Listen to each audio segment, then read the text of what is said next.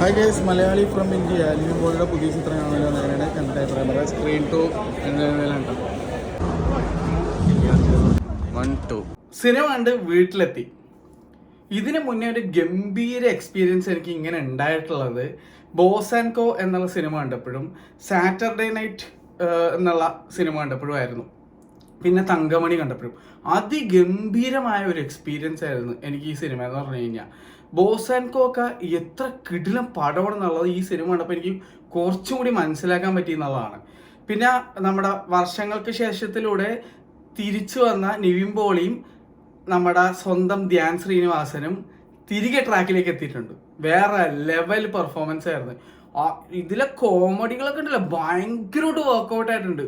Full audience ഉണ്ടല്ലോ ആ comedy കണ്ടിട്ട് നിശബ്ദരായി പോയി. അത്രയും രസമായിരുന്നു. ഭയങ്കര ഒരു എക്സ്പീരിയൻസ് ആണ് എനിക്കുണ്ടായത്. ഞാൻ എല്ലാ കോമഡിയും കണ്ടിട്ട് ഞാൻ ഇങ്ങനെ അടുത്ത കോമഡിക്ക് വേണ്ടി വെയിറ്റ് ചെയ്തിരിക്കുന്ന ഒരു അവസ്ഥയായിരുന്നു. ഭയങ്കരമായിരുന്നു. ഞാൻ ഇടയ്ക്കിടയ്ക്ക് വാച്ച് നോക്കിയായിരുന്നു. ഈ സിനിമ പെട്ടെന്ന് തീർന്നു പോയ ഒരു ഫീലായിരുന്നു എനിക്കുണ്ടായത്. അത്രയും ഗംഭീരമായ ഒരു സിനിമ അനുഭവം പറയാതിരിക്കാൻ വയ്യ. അത് അത്രയും കിടിലായിരുന്നു. കിടിലെന്ന് പറഞ്ഞാൽ കിടിലം. നമ്മുടെ ആടുജീവിതം എടുക്കാൻ 16 വർഷം എടുത്ത് പ്ലസി ഇത്രയും വർഷമൊന്നും എടുക്കണ്ടായിരുന്നു എന്നുള്ള ഈ സിനിമ കണ്ടു കഴിയുമ്പോൾ മനസ്സിലാവും. ഈ സിനിമ പ്ലസിയും നമ്മുടെ സ്വന്തം പൃഥ്വിരാജൊക്കെ ഈ സിനിമയൊക്കെ ഒന്ന് പോയി കാണണം എന്ന് ഞാൻ വളരെയധികം മനസ്സുകൊണ്ട് ആഗ്രഹിക്കുന്നു. കാരണം അവർ വെറുതെ 16 വർഷമൊക്കെ വെറുതെ വേസ്റ്റ് ചെയ്തതല്ലേ. ഇവർ വെറും 16 ദിവസം കൊണ്ട് എന്തോ ആടുജീവിതത്തെക്കാൾ വലിയൊരു മേട് ജീവിതം എടുത്തു വെച്ചിട്ടുണ്ട്. അടിപൊളിയായിട്ട് ചെയ്തിട്ടുണ്ട്. വേറെ ലെവൽ എന്ന് പറഞ്ഞാൽ എനിക്ക് കോരിത്തിരിച്ചു പോയി. ഒരു പ്രവാസിയൊക്കെ ഈ സിനിമ കണ്ടു കഴിഞ്ഞാൽ എൻ്റെ പൊന്നെ അവർക്ക് ഭയങ്കരമായിട്ട് ടച്ച് ചെയ്യും കേട്ടോ. ഭയങ്കര ഒരു വേറെ ലെവൽ പെർഫോമൻസ് തന്നെയാണ് ഈ സിനിമയിൽ. നിവിൻ പോളി ആയിക്കോട്ടെ, ഇതിനകത്തൊരു പാകിസ്ഥാനി ആയിട്ടുള്ള ഒരു ക്യാരക്ടർ മച്ചാനെ കണ്ട് പുള്ളി കാഴ്ചവെച്ചിരിക്കുന്നതൊക്കെ അന്യായ പെർഫോമൻസ്. പിന്നെ ഇതിനകത്ത് ഇന്ത്യ പാകിസ്ഥാൻ ബന്ധം ഭയങ്കര അടിപൊളിയായിട്ടാണ് കാണിച്ചിരിക്കുന്നത്. ഇത്രയും മനോഹരമായിട്ട് ഇന്ത്യ പാകിസ്ഥാൻ ബന്ധവും ആ ഒരു ഇമോഷൻ കാണിച്ച ഒരു സിനിമ വേറെ ഉണ്ടായിട്ടില്ല എൻ്റെ അഭിപ്രായത്തിൽ. അത്രയും കിടലായിരുന്നു. ഇതൊക്കെ വളരെ നാച്ചുറൽ എന്ന് പറഞ്ഞാൽ അമ്മാതിരി നാച്ചുറൽ. ഈ 2024 ഇറങ്ങിയ മലയാള സിനിമകളിൽ നിങ്ങൾക്ക് അറിയാലോ ഓൾറെഡി വേറെ ലെവലിൽ കളക്ഷൻ നേടിക്കൊണ്ടിരിക്കുകയാണ് മലയാള സിനിമ. 2024 ഈ സിനിമ മറ്റൊരു പൊൻതൂവലായിരിക്കും. അത്രയും കിടിലം പടോടെ കിടില സിനിമ. ഈ സിനിമ മസ്റ്റായിട്ട് നിങ്ങൾ തിയേറ്ററിൽ പോയി അനുഭവിച്ചറിയേണ്ട ഒരു സിനിമ തന്നെയാണ്. അത്രയും അടിപൊളിയായിരുന്നു. ഞാൻ അനുഭവിച്ചത് എനിക്ക് നിങ്ങളെ എക്സ്പ്ലെയിൻ ചെയ്ത് തരാൻ പറ്റില്ല. നിങ്ങൾ തീർച്ചയായിട്ടും ഇത് തിയേറ്ററിൽ പോയി അനുഭവിക്കണം. കാരണം അത് അങ്ങനത്തെ ഒരു സിനിമയാണ്. അത്രയും രസമായിട്ടാണ് ഇത് ചിത്രീകരിച്ച് വെച്ചിരിക്കുന്നത്. അതുപോലെ ഫസ്റ്റ് ഹാഫ് ഒക്കെ എന്ത് എൻഗേജിങ് ആയിരുന്നു അറിയാമോ. എൻഗേജിങ് എന്ന് പറഞ്ഞാൽ അതിങ്ങനെ സമയം പോയത് അറിഞ്ഞതേ ഇല്ല. അത്രയും കിടിലായിട്ടാണ് ഈ സിനിമ എടുത്തു വെച്ചിരിക്കുന്നതെന്നാണ് എൻ്റെ ഒരു പേഴ്സണൽ അഭിപ്രായം. സെക്കൻഡ് ഹാഫ് ഒക്കെ അതിഗംഭീരം. അനശ്വര രാജനൊക്കെ ഈ സിനിമ എടുത്തതിന് ഞാൻ അഭിമാനിക്കുന്നു. മഞ്ജു പിള്ള പോരായിരുന്നു എന്നാണ് എൻ്റെ അഭിപ്രായം. മഞ്ജു പിള്ള ഇതൊന്നുമല്ല, ഇതിനേക്കാൾ അടിപൊളിയായിട്ട് അഭിനയിക്കുന്ന ഒരു ആക്ട്രസ്സാണ്. അതുകൊണ്ട് തന്നെ മഞ്ജു പിള്ള തീരെ പോരായിരുന്നു എന്നാണ് എൻ്റെ ഒരു അഭിപ്രായം. മഞ്ജു പിള്ളക്ക് ഇതിൻ്റെയൊക്കെ ഒരു 10 ഇരട്ടി അഭിനയിക്കാൻ കഴിവുള്ള ഒരു നടിയാണ്. അതുകൊണ്ട് തന്നെ മഞ്ജു പിള്ള മറ്റുള്ളവരുടെ പെർഫോമൻസസ് വെച്ച് നോക്കുമ്പോൾ മഞ്ജു പിള്ളയുടെ പെർഫോമൻസ് അത്രത്തോളം വന്നില്ല എന്നാണ്. അപ്പം നിവിൻ പോളി ആയിക്കോട്ടെ, ഇതിനകത്ത് ധ്യാൻ്റെ പെർഫോമൻസ് എടുത്തു പറഞ്ഞേ പറ്റുള്ളൂ. കടത്തി വെട്ടി ബാക്കി എല്ലാവരും അത്രയും ഗംഭീരമായ ഒരു പെർഫോമൻസ് ആയിരുന്നു എന്നാണ് എൻ്റെ ഒരു പേഴ്സണൽ അഭിപ്രായത്തിൽ എനിക്ക് തോന്നുന്നത്. കാരണം ഈ സിനിമയിൽ ഏറ്റവും കൂടുതൽ കണക്റ്റായ ഒരു ക്യാരക്ടർ എനിക്ക് ധ്യാനായിരുന്നു. ധ്യാൻ്റെയും നിവിൻ്റെയൊക്കെ ആ ഒരു കോമിക് ട്രാക്ക് എന്ന് പറഞ്ഞു കഴിഞ്ഞാൽ ആർത്തുല്ലസിച്ചാണ് ഞാൻ ചിരിച്ചതെന്ന് പറയേണ്ടി വരും. അത്രയും രസമായിരുന്നു. അത്രയും രസം. കിട്ടില്ല എന്ന് പറഞ്ഞാൽ കിട്ടിയില്ല.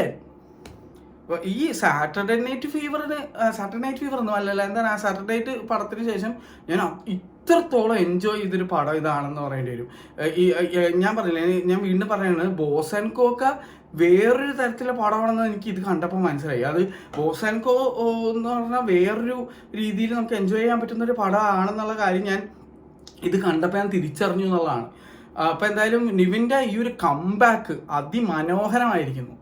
അടിപൊളി കംബാക്ക്. വർഷങ്ങൾക്ക് ശേഷത്തിലുള്ള നിതിൻ മോളിന്നൊന്നുമല്ല, ഇതിലെ കോമിക്കൊന്ന് കാണാം. കോമിക് ടൈമിങ് വേറെ ലെവൽ. എല്ലാം സൂപ്പർ അടിപൊളിയായിരുന്നു. ഞാൻ ഭയങ്കരമായിട്ട് എൻജോയ് ചെയ്തു. അതെനിക്ക് പറയാതിരിക്കാൻ വയ്യ. അത്ര ഗംഭീരമായ ഒരു സിനിമ ദൃശ്യ അനുഭവമായിരുന്നു അത്. പിന്നെ ഇതിലെ മ്യൂസിക് സ്പോട്ട് ഓൺ, കിടിലൻ, അടിപൊളി മ്യൂസിക്, നല്ല അടിപൊളി പാട്ടുകൾ. ഞാൻ എന്ന് ഓർത്തിരിക്കാൻ തക്കതായിട്ടുള്ള ഒരു സൂപ്പർ ആൽബമാണ് ഈ സിനിമയിലുള്ളത്. ഞാൻ എന്തായാലും ഓർത്തിരിക്കും, അത്രയും മനോഹരമായിട്ട് ഇതിൻ്റെ ആൽബം വന്നിട്ടുണ്ട്. പടമായിട്ട് ഭയങ്കരമായിട്ട് സിങ്ക് ആയിട്ടുണ്ട്. അനശ്വര രാജൻ എന്താണ് ഇതിന് നല്ലൊരു സ്ക്രിപ്റ്റ് ഇനി സെലക്ട് ചെയ്യാനില്ല. ഈ കുറേ നാൾ പുള്ളിക്കാരി എടുത്തതിൽ വെച്ച് ഏറ്റവും ബെസ്റ്റ് സ്ക്രിപ്റ്റാണിതെന്നാണ് എൻ്റെ അഭിപ്രായം. അത്രയും നന്നായിട്ടുണ്ട് സ്ക്രിപ്റ്റ് സെലക്ഷനും അടിപൊളിയായിട്ടുണ്ട്. പിന്നെ ഡിജോ ജോസ് ആൻ്റണിയുടെ എന്താണ് ബെസ്റ്റ് പടം ഇതാണെന്നാണ് എൻ്റെ അഭിപ്രായത്തിൽ. ഈ ക്യൂനോ അല്ലെങ്കിൽ നമ്മുടെ സത്യമേവ ജയതയെന്ന് ജനഗണമനൊന്നും ഒന്നുമല്ല, ഇതാണ് പടം. ഇത് കണ്ടു കഴിഞ്ഞാൽ നമുക്ക് ഡിജോ ജോസ് ആൻ്റണിയുടെ ഡയറക്ഷൻ്റെ ബ്രില്യൻസ് മനസ്സിലാവും. ജനഗണമനൊന്നും അല്ലടേ, ഇതിൻ്റെ സെക്കൻഡ് പാർട്ടാണ് നിങ്ങൾ എത്ര വേഗം ഇറക്കേണ്ടത്. ജനങ്ങളിത് ഇരു കൈയോടെ സ്വീകരിക്കും എന്നുള്ളതാണ്. ഇതെന്തായാലും ഇതിൻ്റെ സെക്കൻഡ് പാർട്ട് ഇറക്കണം കേട്ടോ, അടിപൊളിക്കും. അതൊരു ഒന്നൊന്നര അനുഭവമായിരിക്കും. ഇത് തന്നെ വേറെ ലെവൽ അനുഭവമായിരുന്നു. ഞാൻ അനുഭവിച്ച് എന്താണ് ഭയങ്കര തൃപ്തനായി, കൃതാർത്ഥനായ ഒരു അവസ്ഥയായിരുന്നു എൻ്റെ. അതായിരുന്നു ഏറ്റവും വലിയ രസം.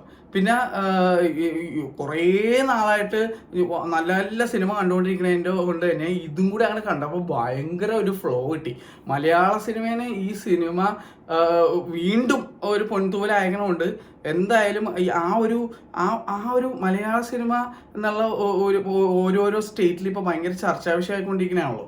അപ്പോൾ ഈ സിനിമയും കൂടി അവർ കണ്ടിട്ട് ഇതിനെപ്പറ്റിയുള്ള അഭിപ്രായങ്ങൾ പറയുന്നത് അറിയാൻ ഭയങ്കരമായിട്ട് ഞാൻ ആവേശത്തോടെ ഇരിക്കുകയാണ്. ഇതിൻ്റെ അഭിപ്രായം എന്താണെന്നുള്ളത് എനിക്ക് മറ്റുള്ളവരുടെ അഭിപ്രായം അറിയില്ല, എൻ്റെ അഭിപ്രായമാണ് ഞാനിവിടെ പറയുന്നത്. അപ്പോൾ എൻ്റെ വൈഫിനും ഭയങ്കരമായിട്ട് ഇഷ്ടപ്പെട്ടു. അവളാണെങ്കിലുണ്ടല്ലോ ഈ സിനിമ എൻജോയ് ചെയ്തതിന് കയ്യും കണക്കില്ല. അവൾ ഇടയ്ക്കിടയ്ക്ക് എന്നോട് പറയുന്നുണ്ടായിരുന്നു എത്ര അടിപൊളിയാണ് സിനിമ എന്നുള്ളത്.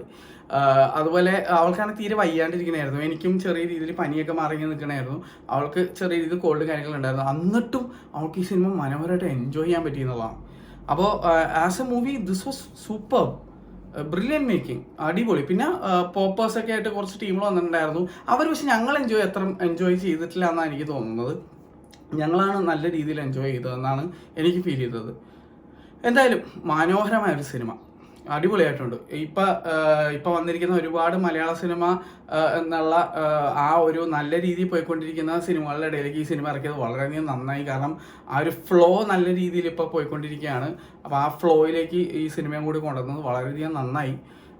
സൂപ്പറായിട്ടുണ്ട്, അടിപൊളിയായിട്ടുണ്ട്. എന്തായാലും നിവിൻ ഇതുപോലുള്ള സ്ക്രിപ്റ്റ് സെലക്ഷൻസ് ഇനിയും എടുക്കണം എന്ന് തന്നെയാണ് എൻ്റെ ആഗ്രഹം.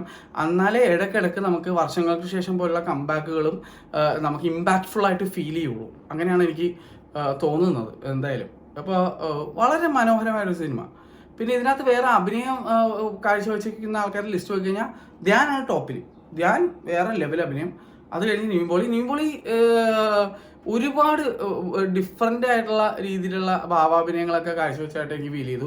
എസ്പെഷ്യലി ആ ഒരു മിഡിൽ ഈസ്റ്റിലുള്ള പോർഷൻ. ആടുജീവിതത്തിലെ പൃഥ്വിരാജ് ഒന്നും അല്ലടേ, ഇതിനകത്ത് നിവിൻ പോളി അഭിനയിച്ചിരിക്കുന്നതാണ് അടിപൊളി. ആടുജീവിതത്തിൽ 16 കൊല്ലം എടുത്ത് അവർ അതൊക്കെ ചെയ്യാനായിട്ട്. ഇവർ നിസാര സമയം കൊണ്ട് ഗംഭീരമായിട്ട് ചെയ്തു വെച്ചിട്ടുണ്ട്. അടിപൊളിയായിരുന്നു. ഇതിനകത്തൊരു അർബാബുണ്ട്, വളരെ നല്ല രസമായിരുന്നു, അടിപൊളിയായിരുന്നു. അടിപൊളി പടം, ഇവിടെ കിടിലൻ പടം. എല്ലാവരും മസ്റ്റായിട്ട് തിയേറ്ററിൽ പോയി കാണുക. തിയേറ്ററിൽ ചെന്ന് തന്നെ സിനിമ കാണണം എന്ന് ഞാൻ വിനീതമായിട്ട് അഭ്യർത്ഥിക്കുന്നു. മലയാള സിനിമ നല്ല രീതിയിൽ പോയിക്കൊണ്ടിരിക്കുന്നതുകൊണ്ട് തന്നെ നമ്മൾ വേണം സപ്പോർട്ട് ചെയ്യാനും ഇതുപോലുള്ള സിനിമകൾ ഇനിയും വരാനായിട്ട് നമ്മൾ വേണം കാരണക്കാരാവാൻ. അതുകൊണ്ട് തന്നെ മറക്കാതെ ഈ സിനിമ തിയേറ്ററിൽ തന്നെ പോയി കാണണം. സിനിമ തിയേറ്ററിൽ മാത്രമേ കാണാൻ പാടുള്ളൂ. ഈ സിനിമ കണ്ടവർ മാത്രമേ ഈ വീഡിയോയുടെ താഴെ അഭിപ്രായങ്ങൾ പറയാൻ പാടുള്ളൂ. നിങ്ങൾക്ക് നിങ്ങളുടെ ഇഷ്ടപ്പെട്ട അഭിപ്രായം എന്താണെന്ന് വെച്ചാൽ പറയാം. അത് നിങ്ങളുടെ ഫ്രീഡം ആണല്ലോ. ഞാനിപ്പോൾ എൻ്റെ അഭിപ്രായം പറഞ്ഞു എന്നുള്ളൂ. നിങ്ങൾക്ക് ഇത് അതിഗംഭീരമായ ഒരു സിനിമയായിട്ട് തോന്നിയോ അല്ലെങ്കിൽ എങ്ങനെയാണെന്നുള്ളത് നിങ്ങളുടെ അഭിപ്രായം പറയുക. എനിക്കൊരു വേറെ ലെവൽ പടമായിട്ടാണ് ഫീൽ ചെയ്തത്, കിട്ടില്ല പടമായിട്ട് ഫീൽ ചെയ്തു, വേറെ ലെവൽ പൊള്ളി. ഈ സിനിമയുടെ പേര് ശരിക്കും പറഞ്ഞു കഴിഞ്ഞാൽ ഇടേണ്ടിയിരുന്നത് മലയാളി ഫ്രം ഇന്ത്യ എന്നല്ല, വേറൊരു പേരാണ്. ആ പേര് പിന്നെ ഓൾറെഡി സിനിമയ്ക്ക് പേരിട്ട് വല്ലാണെന്ന് പറയാനുള്ള. പിന്നെ ഇതിൽ നിവിൻ പോളി അവതരിപ്പിച്ചിരിക്കുന്ന കഥാപാത്രത്തിൻ്റെ പേര് അറിഞ്ഞിട്ടതാണ്. ഈ സിനിമ കണ്ടപ്പോൾ എനിക്കുണ്ടായ ഈ സിനിമയുടെ ഒരവസ്ഥ ഇതിലെ ക്യാരക്ടറിൻ്റെ പേരിനോട് വളരെയധികം ചേർന്ന് നിൽക്കുന്നു എന്നുള്ളതാണ്. വളരെ കറക്റ്റായിട്ട് അറിഞ്ഞിട്ട പേരാണ് ഈ സിനിമയിലെ ക്യാരക്ടർ എന്ന് പറഞ്ഞു കഴിഞ്ഞാൽ. സൂപ്പറേ, കിടിലൻ പടം, അടിപൊളി. പോയി കാണുക, എൻജോയ് ചെയ്യുക. അഭിപ്രായങ്ങളൊക്കെ കമൻറ്റിലിടുക. ഞാൻ എത്ര എൻജോയ് ചെയ്യുന്നുള്ളത് ഞാൻ ഓൾറെഡി പറഞ്ഞു കഴിഞ്ഞു. എന്തായാലും ലിസ്റ്റിൻ സ്റ്റീഫൻ്റെ മറ്റൊരു സിനിമയ്ക്ക് ഞാൻ കാത്തിരിക്കുന്നു. ഞാൻ വളരെയധികം സന്തോഷത്തോടെയാണ് ഞാൻ തിയേറ്ററിൽ നിന്ന് ഇറങ്ങി വന്നത്. ഇനിയും ഇതുപോലെയുള്ള ഒരുപാട് സിനിമകൾ നിങ്ങൾ പ്രൊഡ്യൂസ് ചെയ്യണം. ജനഗണമനയൊന്നും പോരടേ. ഇത് ജനഗണമനയുടെ സെക്കൻഡ് പാർട്ടൊക്കെ നിങ്ങൾ പിന്നെ ചെയ്താൽ മതി. പക്ഷേ ഇതിൻ്റെ സെക്കൻഡ് പാർട്ട് എത്രയും പെട്ടെന്ന് തന്നെ ഇറങ്ങണം എന്നാണ് എൻ്റെ ഒരു വിനീതമായ അഭ്യർത്ഥന. അത്രേ ഉള്ളൂ. എന്തായാലും I enjoyed the movie. It was so good, so dam good. You should watch this movie in theatres it self. ഇതാണ് എൻ്റെ അഭിപ്രായം കേട്ടോ. അപ്പോൾ ശരി, നാളെ നമുക്ക് വേറെ വീഡിയോ ആയിട്ട് കാണാം. ഇന്ന് പറ്റിയ വേറൊരു സിനിമ കൂടി എനിക്ക് കാണണം. കാരണം എന്ന് വെച്ച് കഴിഞ്ഞാൽ ഇതിൻ്റെ ഒരു മൂഡ് മാറ്റാനായിട്ട് എനിക്കൊരു വേറൊരു സിനിമ കൂടി കാണണമെന്നുണ്ട്. ഈ വേറൊരു സിനിമ കൂടി എനിക്ക് വൈകുന്നേരം കാണാനുണ്ട്. അതൊരു ഇംഗ്ലീഷ് സിനിമയാണ്. എന്തായാലും ഞാൻ പറ്റുകയാണെങ്കിൽ അതും പോയി കാണാം. ഈ ഒരു സിനിമയുടെ ഒരു പ്രത്യേക മൂഡിൽ നിൽക്കുന്നതുകൊണ്ട് ചിലപ്പോൾ എനിക്ക് അറിയാൻ പറ്റില്ല ആ സിനിമ കാണാൻ പറ്റുമല്ലോ എന്നുള്ളത്. എന്തായാലും എനിവേസ് സൂപ്പർ മൂവി, കിടിലം, ഏറെ ലെവൽ. ടാറ്റാ.